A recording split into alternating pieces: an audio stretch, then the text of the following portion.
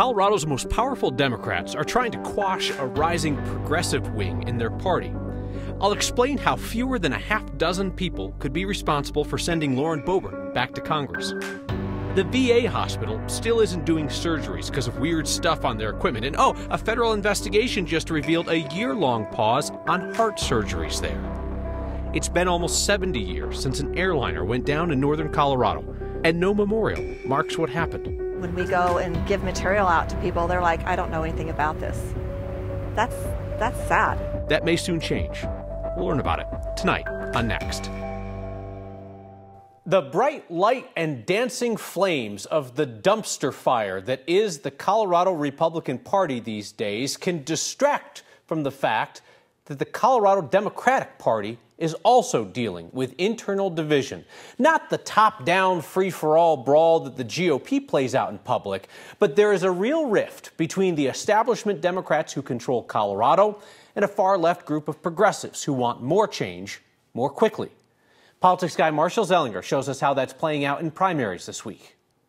The June primary election will not determine the balance of power in state politics. It will help make clear if the Democrats move farther left or closer to the center. Take Democratic State Representative Elizabeth Epps, for example. Her primary with Democratic challenger Sean Camacho has resulted in several elected leaders announcing endorsements, like Democratic Governor Jared Polis, who endorsed Camacho over the incumbent Epps. In a statement, I was told this is the first time he's endorsed against an incumbent. Quote, "The governor has made these decisions based on who he believes will help continue making Colorado the best place to live, work, and raise a family." I don't think that decision is up to me. I don't think it's up to anyone in the Democratic Party except for the voters. Colorado Democratic Party Chair Shad Murib likely has opinions on who should win certain Democratic primaries, but has not announced any endorsements. My personal preferences don't matter nearly as much as the voters' personal preferences, and they collectively get to choose who the nominees are, and I trust the voters to make great decisions on the direction of the Democratic Party. I would say that the candidates I've endorsed have demonstrated that they are good at agreeing and also disagreeing. Democratic State Representative Shannon Byrd has a powerful position as chair of the Joint Budget Committee, the lawmakers who craft the state budget.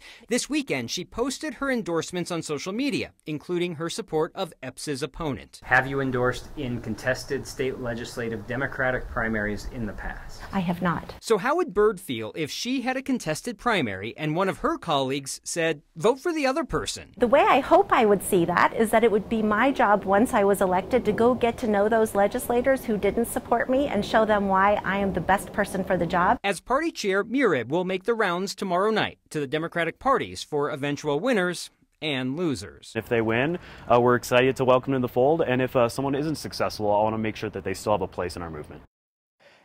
As a runner, it's important to stretch, kind of like the verbal gymnastics and linguistics we hear from the state Democrats who are trying to talk their way into endorsing in contested primaries, Kyle, when we know they're just not blatantly saying why they like someone or why they don't like someone other than this person can, and then they fill in some adjectives that sound better. The governor's saying, you could read between the lines in his statement about who he is endorsing and who he isn't. Yeah, and this is the kind of thing that could, and has in some other states, boiled over into real public ugliness between the two halves of the Democratic Party. But at this point, the centrists hold so much power and so much sway, they've largely kind of fended off their left flank. Right, and you've seen in the past couple of years some of the legislation that hasn't made it to the governor's desk and some that's been more contentious within the legislature.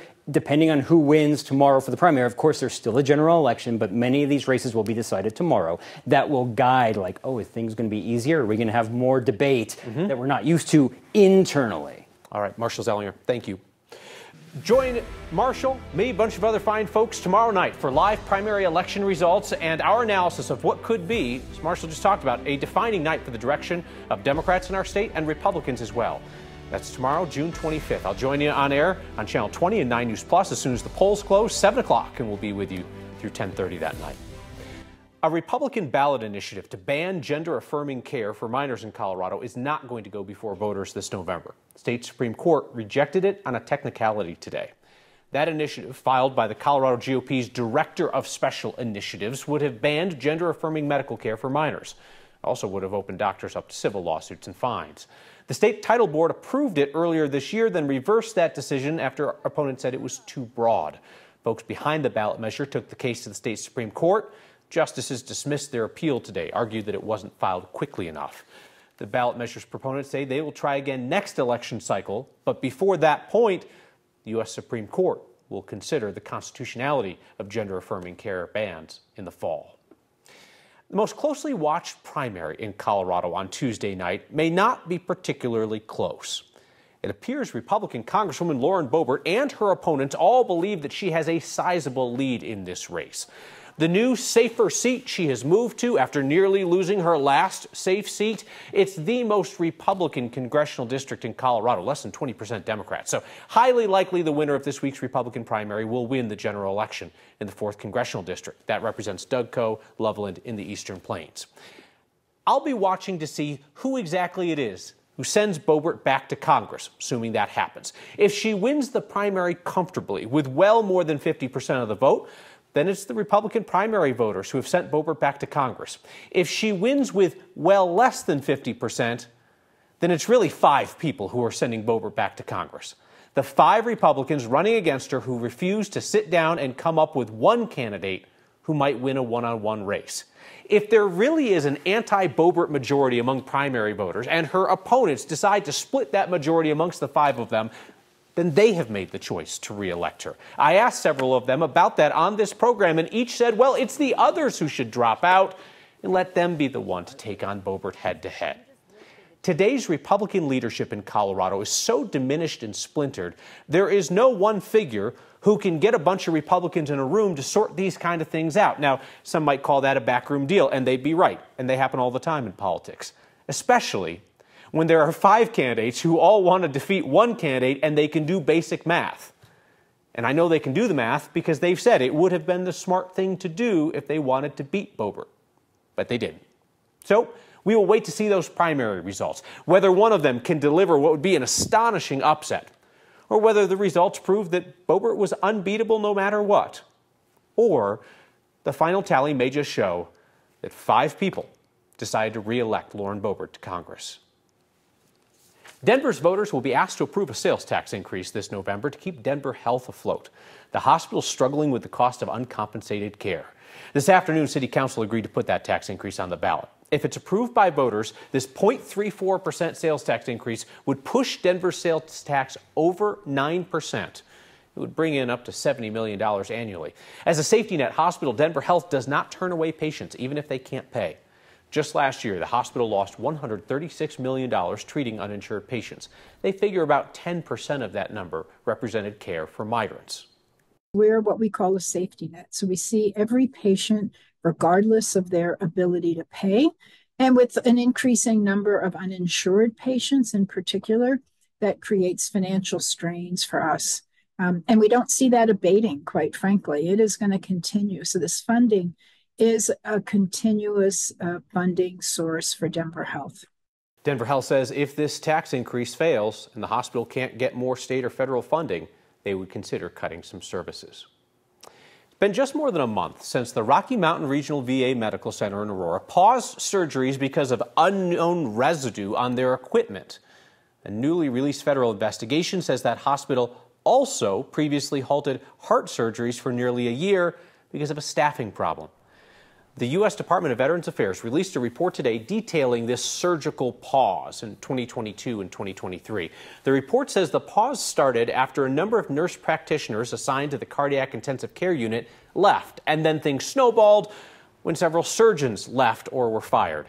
A separate investigation also found that leadership at the VA Eastern Colorado healthcare system created a quote-unquote culture of fear that compromised patient safety. None of the leaders mentioned in this report is still with the healthcare system. In a news release, the VA says the inspectors didn't find any demonstrated harm to patients. They said that they believe that new leadership has taken steps to fix the culture for staff. Your generosity continues to be undefeated. Your latest Word of Thanks microgiving campaign raised $20,000 for Craig Hospital Foundation's Patient Assistance Fund to pay for home modifications and things like that for brain and spinal cord injury patients. And I would expect that the monthly donors to the Word of Thanks Fund, who chip in every week, will be doubling that giving to about $40,000. You are like this close to raising $12.8 million for Colorado's nonprofits. If you know of a nonprofit making an impact that could use our collective support as a community, send me a note, please. Next at 9news.com.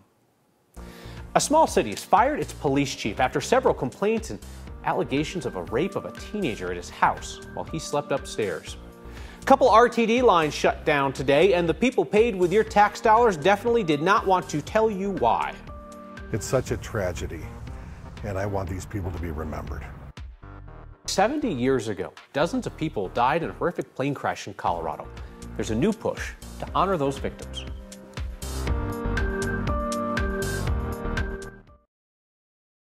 Ouray has fired its police chief after a number of internal investigations and allegations that a rape happened at the chief's home while he slept upstairs. Chief Jeff Wood had been on paid administrative leave since January after his stepson and two others were charged with the sexual assault of a 17-year-old girl at Woods' home. Leaders in the small city in southwestern Colorado said that Wood was on leave pending the outcome of that case. In the month since, the city hired an independent investigator to look into a number of unrelated complaints. In his termination letter, the city administrator said the investigations laid out a history of poor work performance, violations of state law, and other actions inappropriate for the chief of police. RTD is about as transparent as a bowl of clam chowder, so it was no surprise we had to rely on another taxpayer-funded agency to tell us what was really happening on some RTD light rail lines today. RTD sent out an alert saying shuttle buses replacing E-Line and R-Line due to fire department activity. Well, what do you suppose that means? RTD didn't bother to tell the public. Thankfully, South Metro Fire did. It turns out the electrical lines for RTD's light rail were smoking between County Line and Lincoln. That is what prompted the quote-unquote fire department activity. To paraphrase Ron Burgundy, stay transparent, RTD. Wildfire burning southwest of Pueblo is forcing people to evacuate their homes there. The Oak Ridge fire started burning Saturday night. It's more than doubled in a span of a few hours today. Firefighters said it spread to more than 200 acres as of 5 o'clock today. The Pueblo County Sheriff's Office issued a mandatory evacuation order today in the Beulah area. Still nothing on the cause of that fire. As we head into another hot week, Kathy Sabin. That's exactly right, Kyle. And it was so warm and dry today. Humidity levels held in the single digits and middle teens. And we thought with the afternoon cloud cover, the numbers might come down a bit. But 99 degrees for the second time this month. We hit 99 back on the 17th, missing the record of 102, but way above the average of 86. Some of the numbers today, triple digit highs. Sterling at 100, Burlington 100, 106 in Lamar, 102 in Sydney. And we could be as warm tomorrow. Heat warnings, heat advisories covering about 10 states and 44 million people. And the heat advisory for Denver, Colorado Springs, Pueblo, La Junta, Lamar continues tonight and tomorrow. We're tracking some isolated gusty storms tonight, but with wind and lightning, that has fire managers on their toes, even though they're fast-moving storms. And yeah, you might see a brief sprinkle. There's a couple of showers holding together as they come off the foothills outside of Fort Collins and across the metro area. We've got wind gusts to over 50 and 60 miles per hour with these gusty storms moving through. Severe threat is well east of us. Storms tonight will be fast moving out of here. We get a sunny, a hot day again tomorrow. Some relief in the extended forecast, not till the end of the week. 97 on Tuesday, 94 with scattered storms Wednesday and Thursday, 80s in the forecast on Friday and Saturday. The the U.S. Supreme Court has agreed to consider reviving a project to haul crude oil through Colorado by rail. In August of last year, an appeals court overturned federal approval of the Uinta Basin Railway. That 88-mile rail line would bring crude oil from Utah through Colorado along the Colorado River to refineries on the Gulf Coast. The court ruled the regulators didn't do enough to study how potential derailments or oil spills or fires could impact the Colorado River. Today, the U.S. Supreme Court agreed to review that ruling. Arguments begin in October. Even if the court sides with the developers, that rail line would still need more approvals and more reviews. No memorial has ever recognized any of the people involved. Nothing 70 years after one of the deadliest plane crashes in Colorado. That's about to change. Next. Next year marks 70 years since one of the deadliest plane crashes in Colorado history. There's never been a memorial honoring the dozens of people who died there. Folks in Weld County told our Mark Salinger they hope to change that.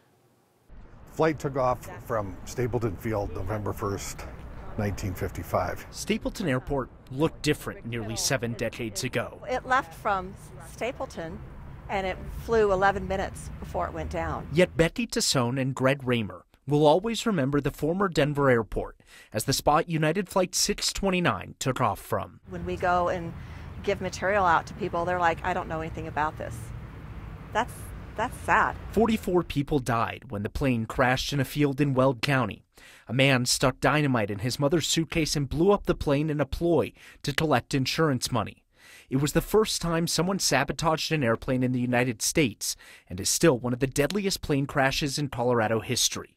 Yet there's never been a memorial honoring the lives lost. I'd like to have a place where people could come and they could mourn, have a place of healing, and also recognize the unsung heroes that came out that night. Greg and Betty had a friend who lost family in the crash. Now they're raising money and working with different local governments to try and find a spot to build a memorial in Weld County. They hope it can be ready by November of next year, exactly 70 years after the crash. Look at what's happened in Colorado over the years. How many tragedies have we had? And this one's happened 68 years ago and no one even knows about it. Nothing marks the spot of the tragedy. Decades later, that could finally change. It's such a tragedy, and I want these people to be remembered.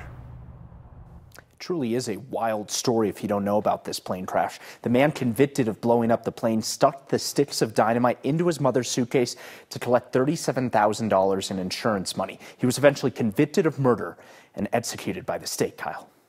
I remember the first time I read about that story. It is wild. It seems like something from a different day and age, which I suppose it was when you think about like threats to air travel. This truly happened in a different day and age. Yes, exactly. And now 70 years later, they hope to have this memorial ready by that big 70-year mark. All right. Mark Salinger, thank you very much. We are back here with your feedback next.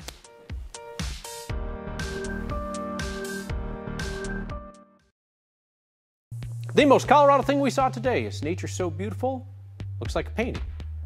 Well, actually, it is a painting. Artist Liz Lancaster, so inspired by her view of Pikes Peak that she put it on paper in miniature form. That is just gorgeous. If you see something that says Colorado to you, email it our way, next@9news.com, and bonus points if you paint it.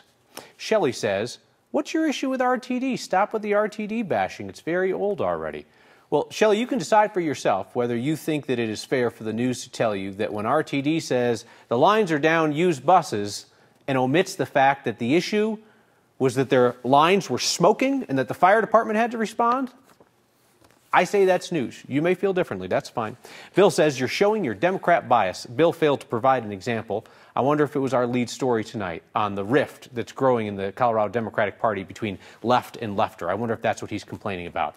Or maybe he ignored that story. He's complaining about a story that took a critical look at Republicans.